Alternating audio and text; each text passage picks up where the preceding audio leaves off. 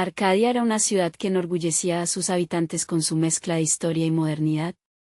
Desde las estrechas calles adoquinadas del centro histórico hasta los altos rascacielos de cristal en el distrito financiero, la ciudad era un reflejo de progreso. Pero para Marta, una joven en silla de ruedas tras un accidente automovilístico, Arcadia era un lugar lleno de trampas invisibles. Lo que muchos veían como belleza arquitectónica, para Marta representaba barreras insuperables, aceras con desniveles abruptos, escaleras sin alternativas de rampas, y edificios públicos que, aunque deslumbrantes, eran inaccesibles. Cada día era una batalla. Marta sabía que no era la única que enfrentaba estas dificultades. Según la Estrategia de las Naciones Unidas para la Inclusión de la Discapacidad, la accesibilidad es un derecho fundamental para asegurar la participación plena de las personas con discapacidad en igualdad de condiciones. Sin embargo, la arquitectura hostil de Arcadia decía lo contrario, enviando un mensaje claro: las personas con movilidad reducida no eran una prioridad. El enfrentamiento con la realidad. Un día, Marta se detuvo frente a un edificio gubernamental que necesitaba visitar. La entrada estaba custodiada por una imponente escalera de mármol, sin rampa a la vista. Recordó las palabras de un informe que había leído recientemente: las personas con discapacidad se enfrentan constantemente a una serie de barreras que impiden el ejercicio efectivo de sus derechos. Respiró hondo y retrocedió, dejando que la frustración la invadiera. Arcadia, con toda su modernidad, seguía atrapada en una visión que excluía a aquellos que, como ella, necesitaban un entorno accesible. En otro rincón de la ciudad, Tomás, un joven arquitecto recién graduado, repasaba los principios de diseño universal. El diseño universal no es un lujo, es una necesidad, se repetía. Había estudiado que el verdadero progreso de una ciudad no se mide solo en rascacielos, sino en la capacidad de integrar a todos sus ciudadanos, sin importar sus capacidades.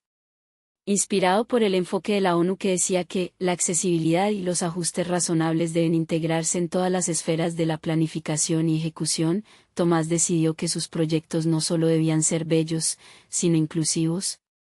Tomás se propuso rediseñar algunos espacios públicos con la intención de eliminar esas barreras. Empezó con propuestas para las aceras de Arcadia, incorporando rampas que cumplían con las normas de seguridad y eran accesibles para todos. El entorno físico debe ser un espacio de oportunidades y no de limitaciones, recordaba de la Guía Práctica de Accesibilidad Universal.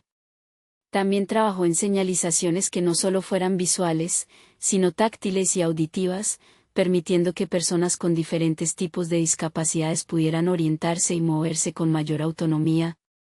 No todos en Arcadia entendían la importancia de estos cambios. Algunos ciudadanos lo veían como un gasto innecesario. Pero Tomás no se desanimó. Sabía que la lucha por una ciudad inclusiva implicaba cambiar no solo la infraestructura, sino también las mentalidades.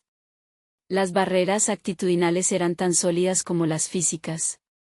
La estrategia de la ONU subrayaba que la inclusión de la discapacidad debe ser parte de la cultura institucional para erradicar el estigma y la discriminación. Cuando Marta se enteró de las primeras reformas, decidió salir a explorar. Esta vez, las calles que antes la habían mantenido prisionera comenzaron a abrirse ante ella. Las nuevas rampas eran seguras y accesibles, y por primera vez pudo cruzar la avenida principal sin miedo. Su corazón se llenó de esperanza. Arcadia estaba cambiando, y lo que antes era una ciudad hostil ahora parecía querer incluirla. Marta participó en reuniones comunitarias donde compartió su experiencia y animó a otros a alzar la voz. Relató cómo la arquitectura hostil había limitado su vida, pero también cómo los nuevos cambios la hacían sentir parte de la ciudad nuevamente. Sus palabras resonaban con la esencia de la Convención sobre los Derechos de las Personas con Discapacidad, que promovía la inclusión como un derecho inalienable. Tomás asistía a estas reuniones, tomando notas y compartiendo su visión. No solo se trataba de rampas y pasillos amplios, sino de un cambio de paradigma. Arcadia debía ser un ejemplo de cómo una comunidad podía evolucionar, derribando no solo barreras físicas sino también las barreras mentales que mantenían a las personas con discapacidad al margen. Como decía la Guía de Accesibilidad, la creación de entornos accesibles es una inversión en equidad y justicia social.